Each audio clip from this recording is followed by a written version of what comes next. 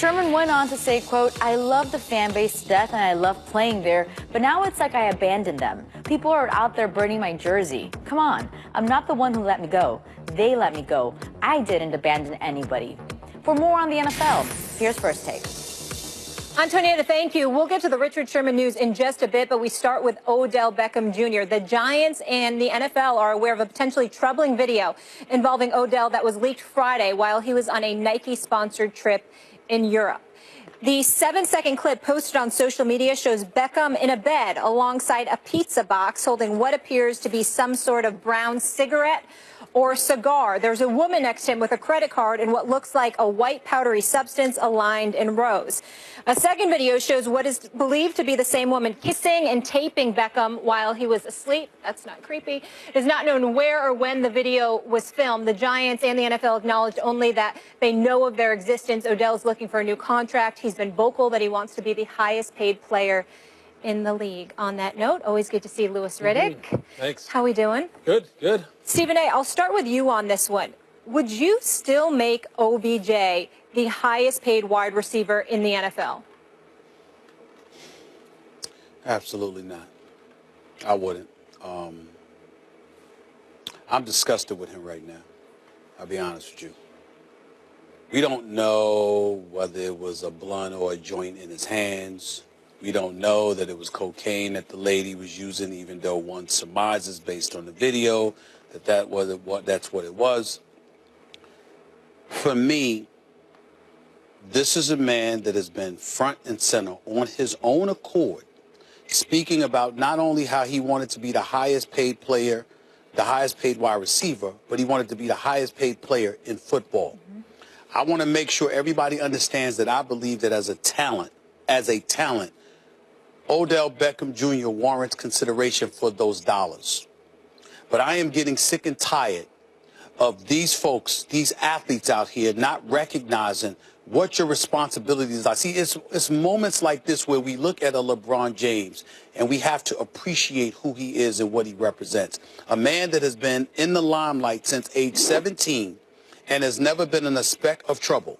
When you take into account the fact that he plays the sport of basketball, where your contracts are fully guaranteed and you have absolutely nothing to worry about, and a man has made close to $1 billion in his career and still knows how to act, then you turn around and you look at a guy like Odell Beckham Jr., who I personally like, see him at a lot of basketball games, but this is just stupid.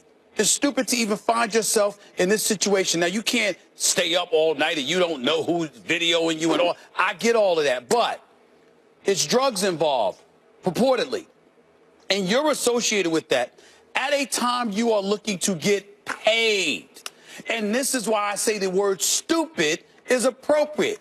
It would be irresponsible, but if you already got your money, it would just be irresponsible. It wouldn't be stupid. Stupid is when you do it before you got the money, while you're trying to get the money, knowing that they're using every excuse under the sun to deny you your money, and you still go out and do it. This is a man that regardless of what he wants, remember, Max, Riddick, Lewis, these guys, you negotiate your deal. They don't have to sign him to no contract extension. Plus, they get to franchise tag him if they want to, not just after this season coming up, but after the following season, which means that if the New York Giants want to play hardball, which is get them in the new GM's reputation, by the way, you literally can lock this brother down for 3 more years before you let him get his money. He knows this, and you put yourself in this position anyway. Inexcusable. Although if you keep franchise tagging him, he'll wind up making more than any receiver on a per annum basis anyway. Yeah, but he wants the long term. Let me say this. Let me say this. The answer is I would pay him if I were the Giants. I'd give him the contract. And the reason is because if he is in a class, no, he didn't catch the passes in the playoffs, and I hold that against him. But athletically, I think he's in his class by himself. But certainly in terms of talent, the top 3 guys in the league are him and Antonio Brown and Julio Jones. He's next man up. He's 3 years younger than Julio Jones, 4 years younger than Antonio Brown. I think he's more talented than both of them. So I'm going to wind up giving him his money. I think, but I want to make this very clear. You know, marijuana will come up. Some guy fails a drug test, and I'll say, why are they even testing for marijuana in a league that is in bed with companies that sell you alcohol? It's worse for you than marijuana, according to every study ever. Why? It's not a Category 1 drug. Doesn't matter if the government says it is. It's nonsense. It's built on lies and propaganda. It's bull. We can debate that later on in the show. The point I is, disagree with you. The point is, cocaine, as Charlie Murphy said, was it Charlie Murphy? No, it was Dave Chappelle. It was Dave Chappelle playing. It was Rick James. They actually had Rick James on there. Cocaine's a hell of a drug. That's right. That is like that's It's a different deal. It's a serious drug, and it can wreck your life, and it is especially a bad example to set for kids when part of the money that you're looking to make is an endorsement, and the fact is you're a public figure. I know, look, there are plenty of guys in the NFL who party. Lawrence Taylor was the greatest, maybe, football player of all time, obviously the greatest Giant ever, and his problems with drugs are well known. Lewis, he still got paid. So I'm not talking about not paying him as a result of the drugs, but I agree with Stephen A. It is monumentally stupid and irresponsible, especially at this juncture, but ever, to be in a situation where what you're going to do in your private life, party and all that stuff, even if it's a bad idea, it's your business. It is disseminated on social media through video. Well, that's on Odell. Look, it's a much different time now than when LT played. Look, the number one job of a general manager, anyone will tell you this, is minimizing risk to the club when you're talking about negotiating a new deal. It's one of the first things, look, it's one of the first questions they wanted to know when you came in there and you interviewed with them. What were you going to do with Odell Beckham? And look, my answer was, of course you want to pay him. He's a transcendent talent. His first 3 years in the league, he's 4th in receptions, 3rd in yardage, and number 1 in touchdowns since he came into the league. You can't dispute that fact. But minimizing risk to the club means what is a guy doing off the field? And look, again, these are allegations. We don't know what the substance is that was that was there. We don't know what was in his hand. But still, right now, when you're talking about minimizing risk, I'm with you, Stephen A. I'm pushing the pause button in a big way with both feet, both hands, and I'm going, wait a minute now. You're talking about trying to mentor a guy who obviously has made some questionable decisions, made himself look bad, made his team look bad, and you're making it very difficult for ownership and the decision makers there to go ahead and invest large amounts of money. Because look, you're right, he is worth 17 plus per year. He may be worth more than AB. He's worth more than Mike Evans. He's worth more than DeAndre Hopkins. He put up these stats with an offense that was absent a running game, any semblance of a running game. So he's worth that. But look, as Nick Saban, as many coaches say, look, players who are good enough to act like this, obviously, the line gets pushed out a little bit further for them. But you can't keep doing this, maybe. Well, yeah. Go to this point, and I'm saying what I'm about to say to come back to you. Yeah. What is most egregious about this, and this is the stupidity, the monumental stupidity of it all, as you would echo, Max. If you are Odell Beckham Jr. and you're looking for your money, let's not forget that after he got his money from Nike, 5-year, $25 million deal. There were people accusing him of feeling himself because you were getting that little amount of money. Not that it's little, but that little amount of money compared to what you could potentially get down the line. So the question that was put out there for everybody was, can you trust this dude? And the reason why it was a question about trust is because he seemed to get a bit more comfortable and a bit more braggadocious or a bit more loose because he had gotten that money in endorsements. Well, if you're the New York Giants, now you sit back and you say, if we give him this amount of money, how will he act then? I'm not saying it's correct. I'm saying if you are an organization, you are looking for an excuse to maximize the talent and exploit the talent at the minimal amount of cost possible. Look, and that's the position he put them in. One of the number one things you're scared of once you pay a player long-term money and you give him guaranteed money is, look, historically, statistics start to trend down from there. They just do. It's human nature. People do get it's human nature. And now with the guy who's going into it anyway, had a whole bunch of questions. Look, if you know Dave Gettleman, this is going to be one of those two where they're going to start banging heads now. Look, people thought that was going to happen already. People thought I was being hardball with him, saying I had concerns about him and the way he conducted himself. Right. There were people in the New York media and some fans who were going, well, why is Riddick, when he's being considered to be a GM here, why is he taking such a hard-line stance? And I wasn't. I was just saying the kid needs to mature. Louis, do you think Nike will drop him because this is a Nike trip? I have no idea what Nike will do. I want to jump on that. I want to jump on that. That's the next point I want to make.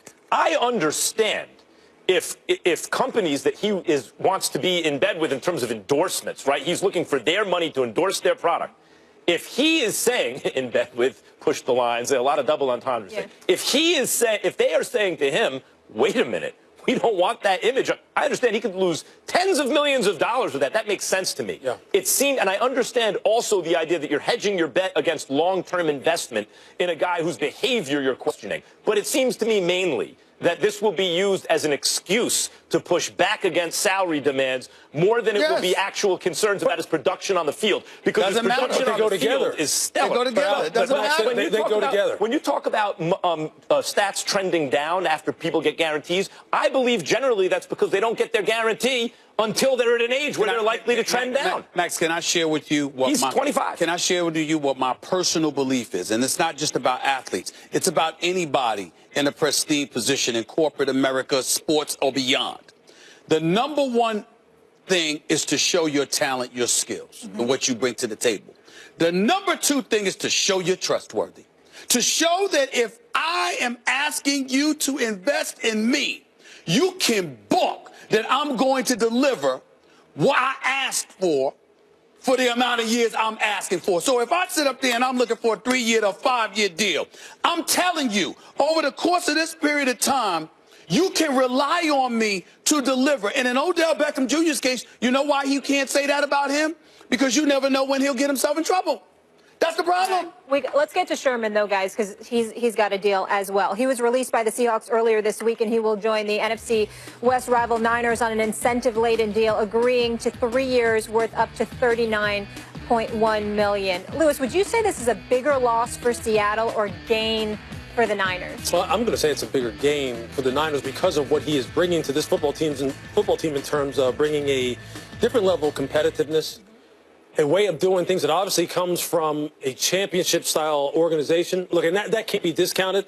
And here's the other thing. Look, he is going to fit seamlessly into this defense. Why? Robert Saleh is the defensive coordinator there, who spent 3 years as the quality control coach in Seattle when Richard was first there. This defensive back group needs his kind of experience. They're young guys who still need to learn how to play the position within this scheme the way he can play it. Rich is the most productive cornerback in the NFL since he got to the NFL as far as picking the football up. These are all things that, given that the fact that he will come back 100%, and we're assuming that he will, you cannot discount all these things adding up to San Francisco, which is a team that's on the rise right now, benefiting greatly. Look, Seattle's culture is already established as far as what they want to do, and you can't discount the fact that they will miss him.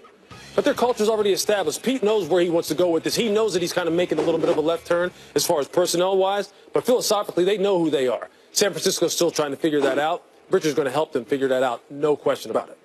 On the surface, I agree with that, but I believe in the big picture that's not right. I believe that this is a bigger loss for Seattle than gain for Arizona. Look, I understand that defenses don't last forever anyway, right? Like, Seattle's going to be all right long term because they got the coach and the quarterback. Right. They were going to have to get rid of this defense eventually.